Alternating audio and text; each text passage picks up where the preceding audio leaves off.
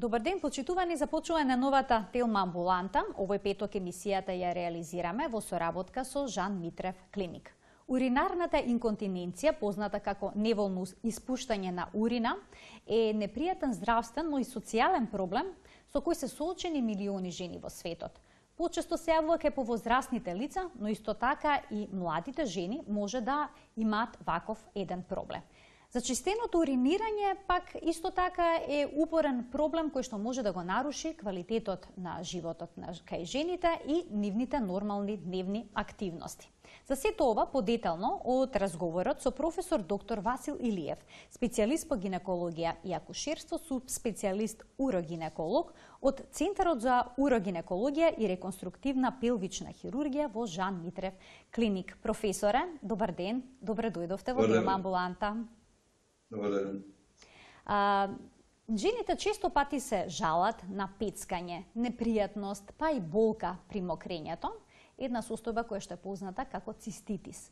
Зошто толку често овој проблем е присутен кај женската популација, пред се кај оние кои што се сексуално активни? Да, право сте.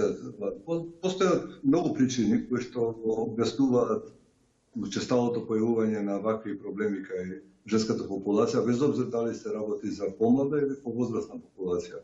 Треба да знаеме дека присуството на вагината, вагиналниот секрет, кој што е многу близко до завршниот канал на мочниот меур, е во стална комуникација една со друг и прави пренос на бактериите. Кај повозрастна популација постои така наречена каренца на хормонска недостаток, каренца која што доведува до атрофични промени. Атрофичните промени имаат реперкусија и последици во тоа што ткивото околно се слабо исхранува, почнува да се заменува својот квалитет, а со тоа има промената моќ на бешиката, односно на мочниот меур, станува се помала и помала. Учесталите појави на цистит кај популацијата женска, доколку не се излечат во првиот акт, кога ќе биде диагностицирана, доведува до така наречени рецидивантни повторување на циститот и тој станува, да речам, многу потешко ерадициран, односно исчистен од мочниот меур со обзир на тоа што се јавува така наречена резистенција, односно отпорност на бактериите кои што го предизвикуваат. Најчест предизвикувач во нашата средина и воопшто во популацијата е Escherichia coli, една бактерија која што е податна за третман доколку тој се почне на време и се изведе адекватно со доволна количина на препарат на кој што бактеријата е сензибилна и после тоа се направи проверка дека третманот бил успешен. Тука настанува најчесто промашување, да речам, на комплетниот третман, кога ќе се земе терапијата и потоа не се проверува дали третманот бил задоволителен, односно дека настанала санација на циститот. Иначе сакам да спомнаме нешто ново што е така релативно ново и што во последно време во литературата се среќава. Вакви рецидивантни повторувачки цистити кај женската популација прават до пореметување на вагиналната флора. А вагиналната флора е изузетно здрава, важна за здравјето на вагината. Односно за здравјето и на грлото на матката кој се наоѓа во вагината. И сега постојат 2-3 студии, последната беше од Кина, а Кина надасувам, тоа е значи голема популација, голем број на испитаници, каде што најдено дека ваквите чести цистити, ферментувајќи ја вагиналната флора, доведува до јавување на разни неоформации. Неоформација кој разбира во медицината појавување на разни тумори, може да се бенигни, може да се малигни и така натаму. Тоа значи може и канцерогено некој заболување да се добие на матката доколку има жената чести циститис?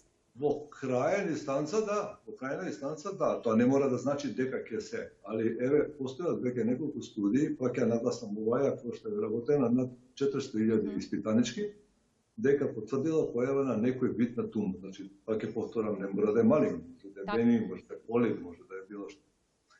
Тоа треба да се има предвид и е многу важно да практично терапијата биде адекватно спроведена, целосно спроведена, значи не она 2-3 дена ќе земам ја на своје, па ќе пробам со нешто на природна база и така натака. Најчесто кинолонски препарати го решаваат проблемот со обилна диуреза, тоа значи обилно количина на течности. Да се конзумираат, да се пијат и да се плакне всушност бешиката со чести мокрења.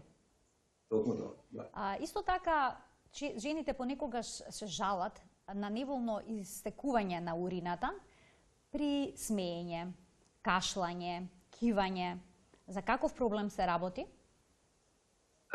Сега вака, ја да ви го објаснам тоа, би сакал малку да подсетам сите што го знаеме многу добро, но не се концентрираме на тој податок. Значи, човекот се раѓа со несознание за контрола на бешиката.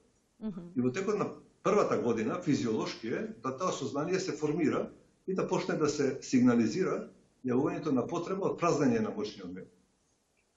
Тоа е еволутивен придонес за консеквентна, здрава, функционална нервна стимулација на мочниот меур. Во текот на животот, тоа стимулација е позитивна и негативна. Сакам да го тоа објаснам малку поедноставно. Значи, постојат неколку центри кои што даваат позитивен сигнал за празнење и неколку центри кои што го инхибираат истиот сигнал со цел да истото празнење на мочниот меур настане во социјално и хигиенски адекватни услови.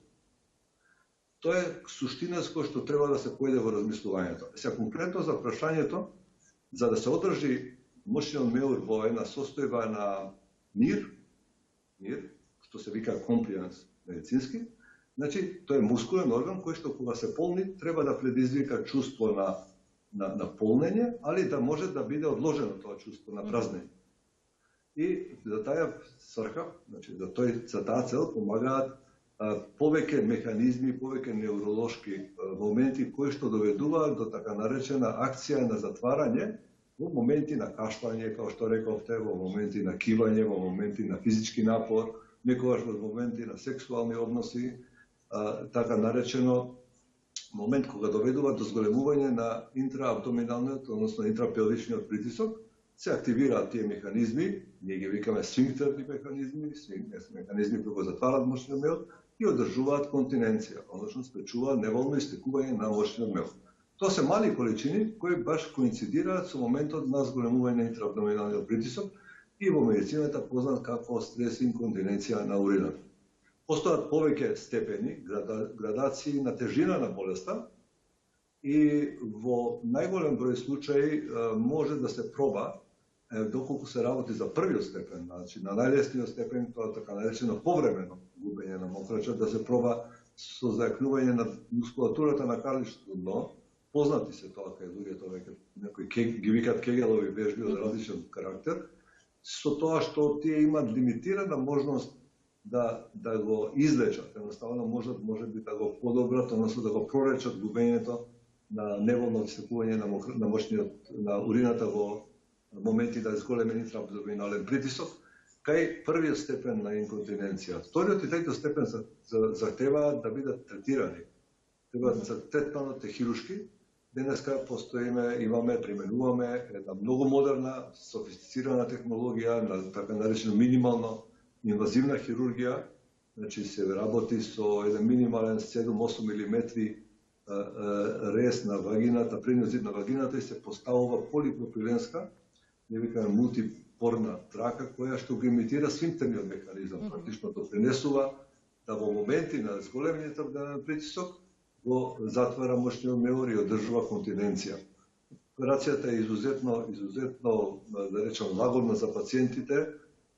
Траката останува, сфинктерот останува перманентно инкорпориран во телото, нели? Истиот ден или веќе утрената може да напушти болницата, да се изледува со анестезија и така да имаме најдобри резултати. Мислам, огромен број на такви интервенции се направени во нашата, во мојата пракса и да ви кажам дека резултатите се компарабилни со светските резултати што се реферираат за овие интервенции на микроинвазивна хирургија за решавање на стрес инконтиненцијата на урин.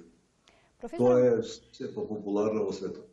Може ли да разрешиме една дилема која што е поврзана со стрес инконтиненцијата? Многу жени веруваат дека е нормално жените да испуштат урин, односно се подмочуваат откако ќе родат. Еве да го погледнеме тој телоп, вистина или заблуда, кој што гласи подмочувањето е нормална работа за жените кои што родиле. Дали ова точно? Сега, тоа е една тема која што јас на времето бајги го поприлично го евалуирав и го дискутирав. Знаете, не е нормално, затоа што после првата година, ако губите неволно мокрача, веќе спаѓа во патологија. Значи, после првата година или година и пол од раѓањето, имаме различни степени на градации на тие патологии што настануваат, посебно некои возрастни луѓе. Без обзир на тоа дали пациентката родила или не родила, се разбира по поминување на периодот од леунство. Еве, за период на леунство можеме да толерираме и да пратиме како ќе се одвива состојбата со континенцијата на пациентката, односно на жената родилка. Треба да се нагласи дека се правени такви испитувања и тоа сте вие во право. Сваќајќи го тоа за нормално и за прифатливо, многу пациенти живеат со тоа. И тоа допринесува до губење на квалитетот на живот. Знаете, мokraчата содржи киселина, урична киселина. И таа киселина прави локална надразба и на кожата, да не зборам дека урејата предизвикува мирис кој што е многу непријатен и кој што со текот на време се усталува не само во овие вешот кој што се употребува и кој што се носи, него и на кожата. И така да сме има пациенти кои што доаѓаат со рагади, кои што доаѓаат со да речем рани, со промени на кожни промени, поради тоа често лажање од урината. И од друга аспект, апсолутно е нехигиенски и неприфатливо да се прифати таков живот во денешно модерно време, кога постои ваква минимална хируршка интервенција. За решавање. Да им дадеме простори и на гледачите доколку сакаат да се вклучат во програма. 3076-677 е телефонскиот број на телевизија Телма. Одговори ќе добиете од професор доктор Васил Илиев, специјалист по гинекологија и акушерство, субспецијалист урогинеколог од Жан Митрев клиник. Професоре, некои жени пак понекогаш имаат ургентна потреба да уринираат, не може да задржат мокрачата и на патот кон тоалетот се подмочуваат. За каков проблем пак сега станува збор? Еве сега, затоа ви го презентирав моделот на функција, односно така популарно објаснет функцијата на мошниот меор. Значи, еден момент беше во текот на зголемување на интраабдоминалниот притисок да се затвори мошниот меор и да се одложи, односно да не дојде до неволно истекување. И вториот момент е она негова комплианса, односно негова дозвола да се полни со урина од врезите, а да не довизува до контракција. Тоа се регулира со нервниот систем. Значи, мошниот меор е богато снабден со нерви од двата нервни системи кои се аутономни системи. Парасимпатикус и симпатикус се викаат во медицината и тие го одржуваат тој баланс да мошниот меор одржи и моментална мир, го наречам така популарно како би го разбрале поедноставно.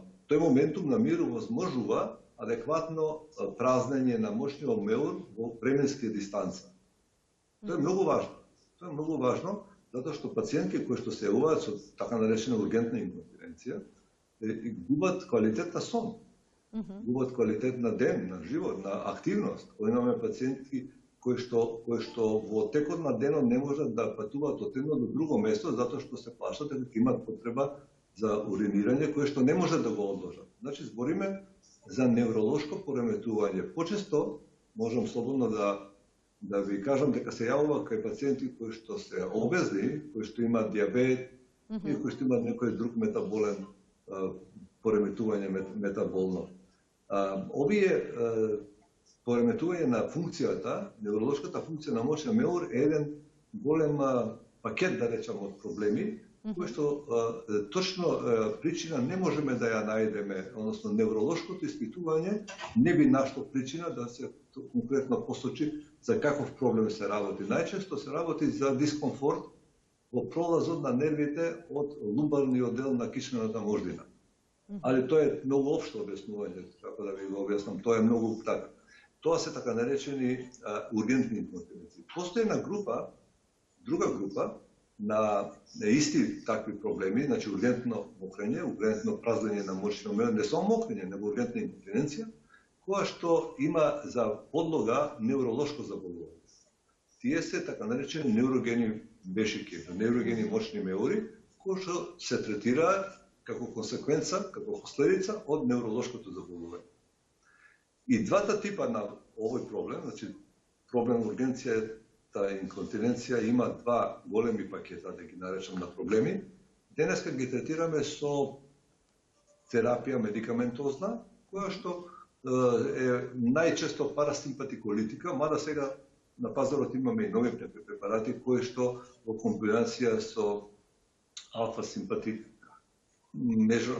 алфа-симпатик рецептори ги стимулираат адекватно нервите да го одржат мирноќата на празнење на мошниот мир. Значи да дадат адекватно комотно време за да се тој испразни. Сакам да напоменам дека често пати кога ќе се мошниот меур наоѓа надвор својата позиција во малата карлица, односно на предниот зид на вагината, каде што му е нормалното место, доаѓа до овие пореметувања, пошто архитектурата на нервите кои што го снабдуваат се пореметува. Во исто време се пореметуваат и суптилните крвни сладови кои што го снабдуваат мошниот меур и доаѓа до тоа пореметување на снабдувањето, односно на нервната циркулација, која што го овозможува тој мирен тек на празнење на мошниот меур. Препаратите се достапни лесно во Македонија и често пати ние кога ќе извршиме корекција на позицијата на мошниот меур, onda доаѓа до многу големо подобрување на ургентната состојба кај пациентите. Имаме гледач на линија кој што очекува вклучување, кој што сака да постави прашања. Добар ден. Добар ден. Повелете. На возраст сум од 66 години и имам проблем со ноќно мокрење. Се случува по 3-4 пати ноќе да ме буди потреба од мокрење, што iscrpува и нездрав сон. Дали може докторот нешто да ме посоветува? Така, значи, навечер имате потреба за уринирање, неколку пати во текот на ноќта станувате за да уринирате. Ви благодарам за прашањето. Да, ова е честа појава. Ова е честа појава, посебно кај повозрастните. Знаете, кај повозрастните пациенти, било мажи, било жени, мрежната функција се потенцира во текот на ноќта и настанува поголема дренажа, да речем, на вишокот на течности во циркулацијата. Иначе, треба да се провери, прво да се исклучи дали постои некој инфект, било на мошниот меур, односно на мокрачата, onda се види степен дали се работи за повозрастен пациент, па има степен на атрофија кој што иритира мошниот меур.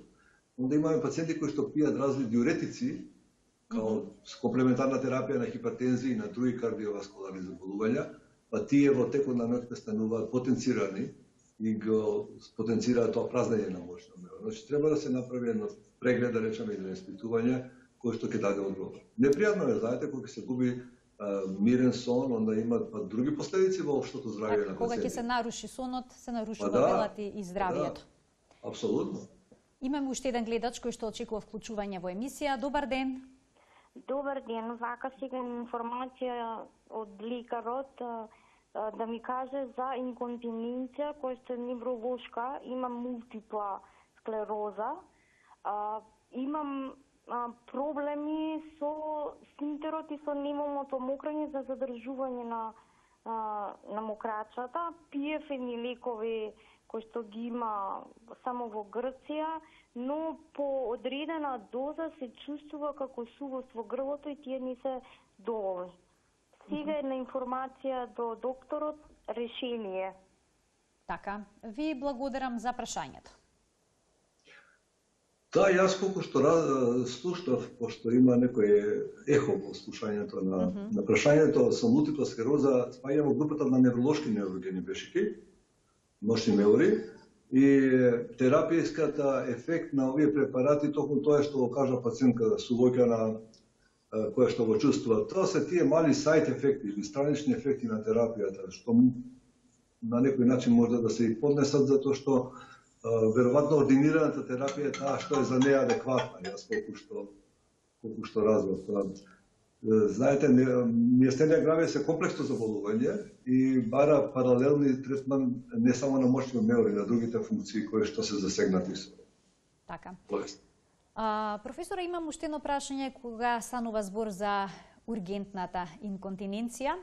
Некои велат дека чувствуваат таква ургентна потреба за уринирање кога ќе излезат на студено. Може ли студот да предизвика таков проблем кога стоиме боси на студени плочки и слично? Па така викаат пациентките, да ви кажам, има објаснување повторно со нервната иритација. Нели, нервите реагираат на студеното со тоа што настанува вазоконстрикција, значи настанува стеснување на крвните садови они тоа го бележат и го трансмитираат на целиот сплет. Вие, како да ви го објаснам, значи целиот мочен меур е мускулатура испреплетена со мрежа на неурони, мали неурони, поголеми неурони кои што формираат јазли или центри и тие преку кишната мождина, значи преку медула спиналис идат во големиот мозок и таму го централно регулираат тој мир, да речем, на празнење и на континенција. Значи тоа квалитетот на мускулниот орган, да речем бешика, мочен меур, да се наполни и адекватно да се испразни со почитување на сите хигиенски, социјални и здравствени норми. Професор, уште еден гледач очекува да се вклучи во програма. Добар ден. Добар ден, поздрав до водителката и до докторот. Ви благодарам. Јас сум на 75 годишна возраст. Имам проблем, диабетичар сум со висок крвен притисок, пием лекови сабајле навечер и имам инконтиненција. Без на клиника горе ми направија уринодинамика со диагноза мешовита инконтиненција. Тоа беше у декември.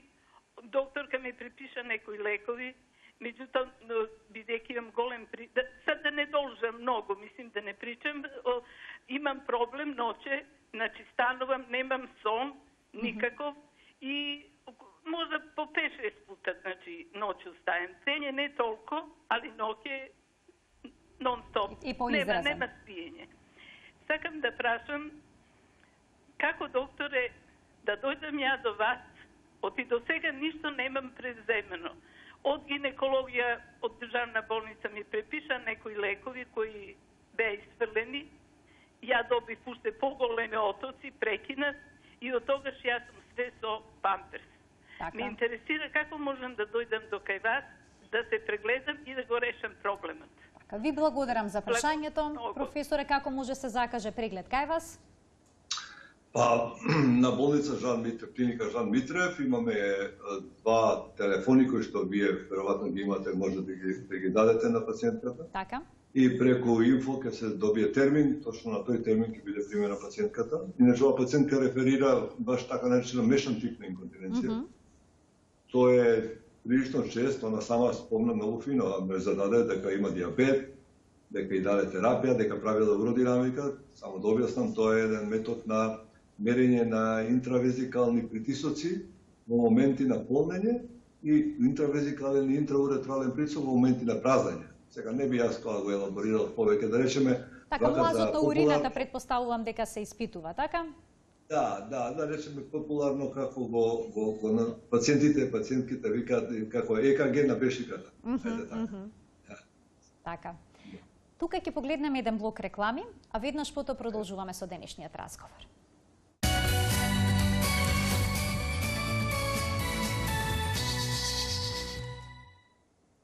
Продолжуваме со денешната телма амбуланта, зборуваме за неволното испуштање урина кај жените со професор доктор Васил Илиев, специјалист по гинекологија и акушерство, субспецијалист урогинеколог од Жан Митрев клиник. Имаме гледач на линија, да му дадеме предност, а веднаш потоа продолжуваме со денешниот концепт. Добар ден. Добар ден. Повелете. Дали ме слушате добро? Да, одлично ве слушаме, повелете. Добро. Вака, имам 72 години. Сум имала страшна контрола на мокрењето, никогаш проблеми, кога ќе стасам во денот и кај има можност таму. Меѓутоа, една во текот на последнава година немам болки, проблеми, ништо, ама имам пореметување на уринариното. Одам, например, имам потреба за урина, одам у ВЦ, испуштам малку урина и нема повеќе. А ја осеќам дека има. И седам, чекам. Па по некој време, па потекува малку. Па седам, па по некој време, па потекува. И на крајот со напоњ, па дотекува тоа што има. Мислам, дали докаде токува до крај, не знам, али со напоњ, колку што има, го истрлам со напоњ. Што може да биде тоа? И како, не сум отиде на лекар како ми се појави така, а гледам се повеќе и повеќе. Така, ви благодарам за прашањето. Повелете, докторе? Да, значи еве ова е една голема група на пациентки каде што постојат проблеми со дислокација на урогениталните органи. Значи тоа малку да го објасниме повеќе, затоа што во интимна позиција, топографски, во малата карлица се мошниот меур, каналите, односно уретерите кои се доаѓаат до мошниот меур, изводниот канал што се вика уретра на мошниот меур, вагината, утерусот, значи матката и дебелото црево. Тие заедно учествуваат во композиција една која што го формира завршетокот на карличното дно. И секое поместување, губење на позицијата на било кој од овој орган го пореметува функцијата на соседниот орган. Затоа што органите во нашето тело се на сите можни начини или на нешто подпираат, или на нешто се закачени, или за нешто под нешто висат. Значи, ние висат збориме за лигаменти, кога се подпираат збориме за така наречени фасции. И сега во случајот, кај пациенткава конкретно и кај голем број на пациенти, постои пореметување на статиката на мошниот меур и на гениталните органи, или постои некој степен на пролапс, го викаме тоа, нели, на гениталните органи, каде што учествува и мошниот меур, и тој, по таа дислокација, прави една зона која што не може да се празни нормално, која што не може спонтано да се празни со самата контракција, со самото празнење на мошниот меур, него треба дополнително да се даде да настана. Значи, пациентката треба да дојде, треба да се евалуира клинички, да се види дали и кој степен на спуштање на соседните органи постои и да се тоа реши како би се целата таа структура довела во нормална позиција и функцијата би се тогаш изрегулирала како што треба. Често пати жените сметаат дека проблемот со подмочување може да пројде само од себе и неволно зборуваат дека имаат ваков проблем, неволно бараат и лекарска помош. Може ли да помине само од себе овој проблем? За жал не. За жал не. Сватете го тоа како да постои, да речеме, хернија, како да постои кила која што со текот на времето ние сме сите подложени на земјината тежа и таа станува се појака и поинтензивна. Во случајот тоа се однесува на затварачот, на сфинктерот на мошниот меур. Од друга страна, нервите сами од себе не регенерираат доколку не им дадете подобра исхрана и не ја доведете во подобра позиција, нивната позицијата на зидот на мошниот меур, каде што нервите ќе си ја вратат полека својата функција, затоа што нервите работат со трансмисија на импулси. Импулсите, ако ги пореметите во трансмисијата, добивате пореметена функција. Значи, за жал, само од себе не се поправа тоа. Тоа е, го слушам ја многу пати од пациентките, па да пробам уште малку, па да видам дали можам да... Ја рекам, кегелите вежби можат да зајакнат дното на карлично дно, на пелвисот, на карлицата, со тоа што ќе спречат нагло дислокација на урарните и на гениталните органи. Така, колку епизоди на неволно испуштање урина би требало да имаме? 1, 2, 3, 4, за да се јавиме на лекар? Има ли некое правило? Не, ниједна не би требало да има. Знаете како тоа се... Значи, веднаш штом се јави проблемот, треба да се побара лекарска помош. Би било идеално. Тоа би било идеално да се побара веднаш преглед барем да се направи, по кој што ќе се диагностира дали постоја нека причина или да речеме може да се деси да биде инцидент, кој што нема да се повтори. Имаме уште еден гледач.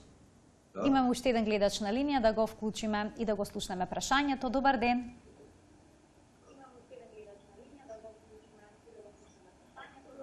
Добар ден. Повелете. Се работи, ве поздравувам прво во студиото. Ви благодарам.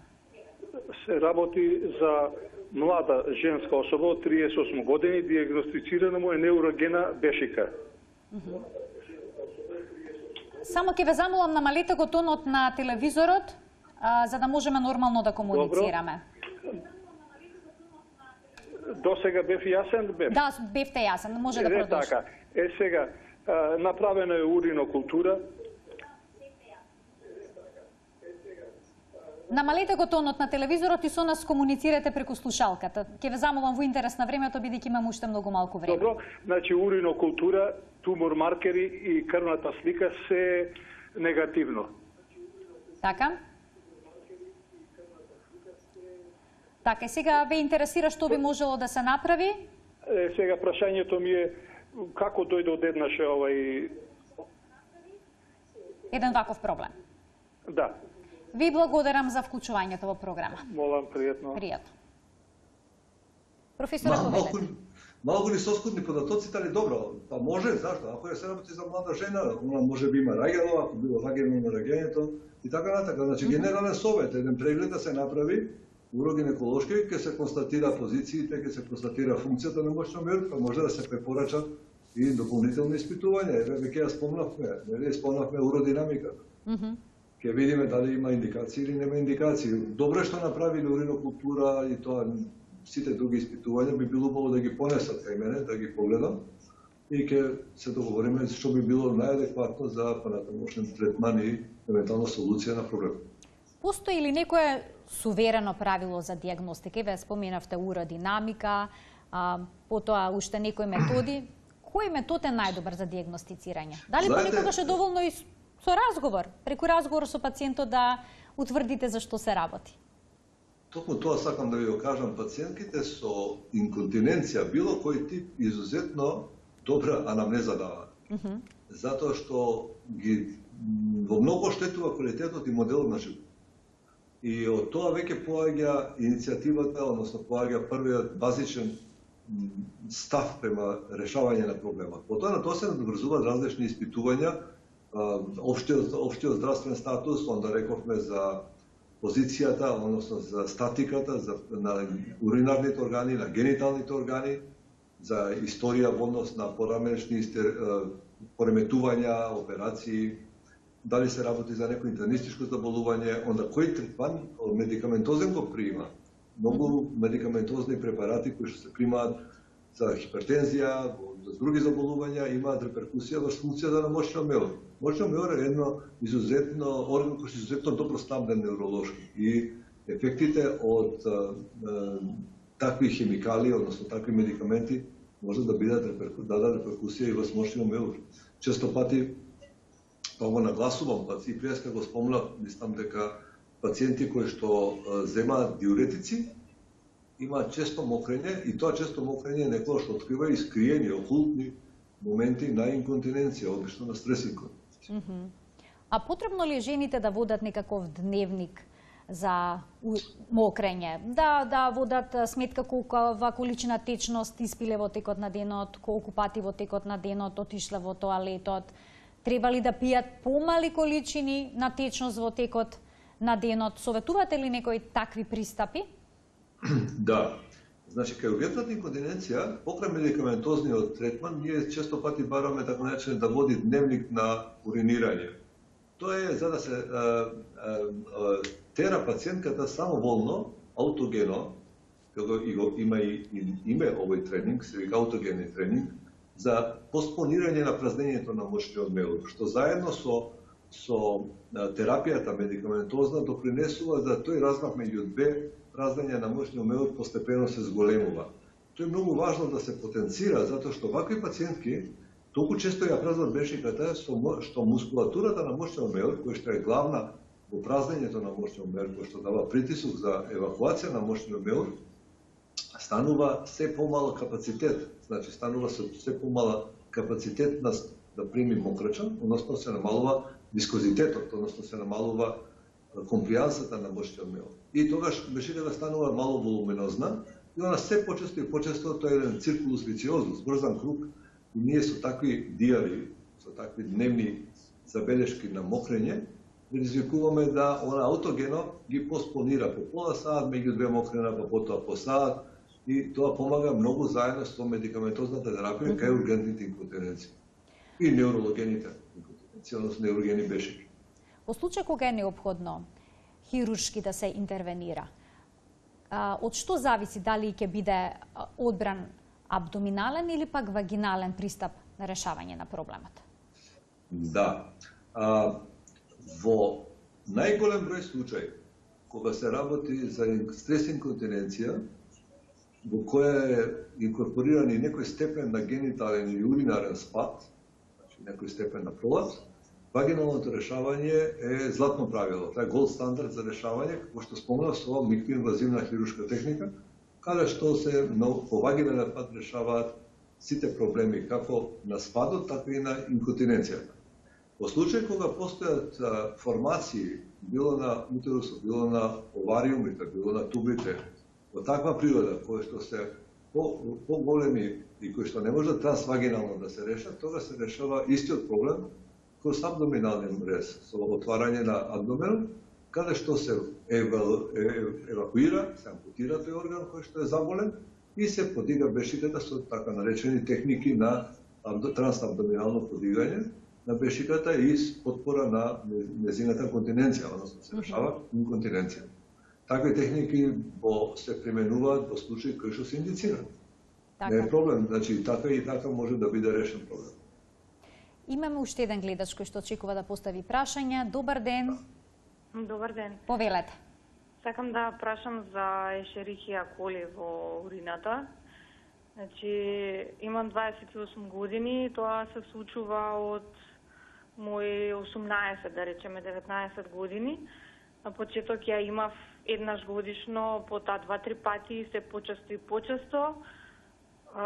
До сега кај 3 уролози сум била и секаков тип на антибиотик имам пробано.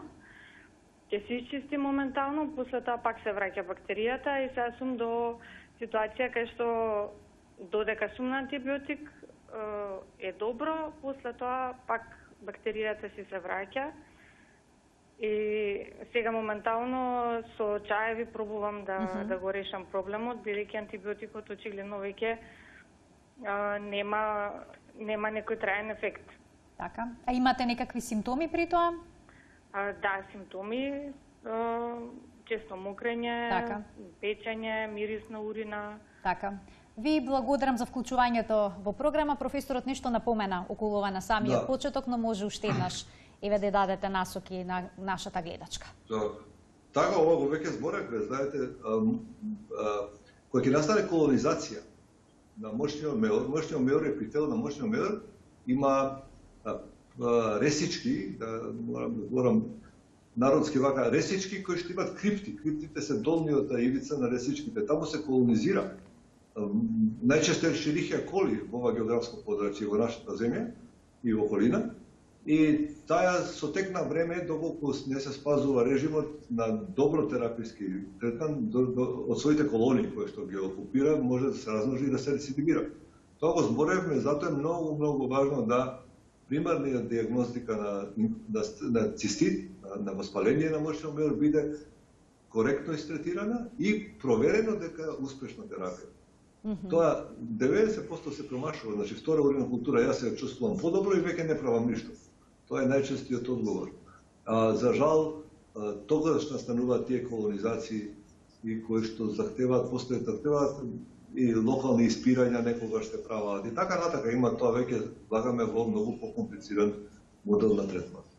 Така, и сосема на крај, што се третира во Центарот за урогинекологија и реконструктивна пелвична хирургија во Жан Митрев клиник? Да, значи генерално третираме сето ова што го спомнавме, значи решаваме сите типови на инконтиненција, онда сите типови на пролапс на гениталните органи, но не само тоа. Знаете, имаме и пациенти кои што доаѓаат со тумори на гениталните органи, било малигни, било бенигни. И тоа бидат третирани овдека на ист начин со сите можни современи методи кои што ги пружа нашата болница и кои што имаме стварно идеални услови за решавање на гинеколошка проблематика од општ карактер. Посебно посветуваме внимание, нели се разбира, на пациенти кои што имаат втори или трет пат рецидиви на проблемите. Тоа се така наречени хронични или рецидивантни проблематика од секој аспект, било да се работи, пак ќе повторам, за урогинеколошки пациенти или се работи за пациенти со различни проблеми на гениталните органи, од малигни, бенигни, ендометриози и многу често имаме пациенти кои што се жалат на потенцирани крварења, пролонгирани крварења и така натака. Значи, општо прифатлива гинеколошка третман го добиваат во центарот со најсовремена методологија и апаратура. Така, значи сите жени кои што имаат проблем со неволно испуштање на урина, навремено да се јават на лекар, има начин да се реши проблемот, бидејќи тој сам од себе нема да замине и нема да се реши проблемот на таков начин. Професоре, Ви благодарам за вашето денешно гостување во Телма амбуланта. Ни беше задоволство што бевте наш гости. И мене благодарам. Почитувани, ова беше се во денешната емисија. Гледајте не секој работен ден во 13:45, секако на телевизија Телма. До гледање.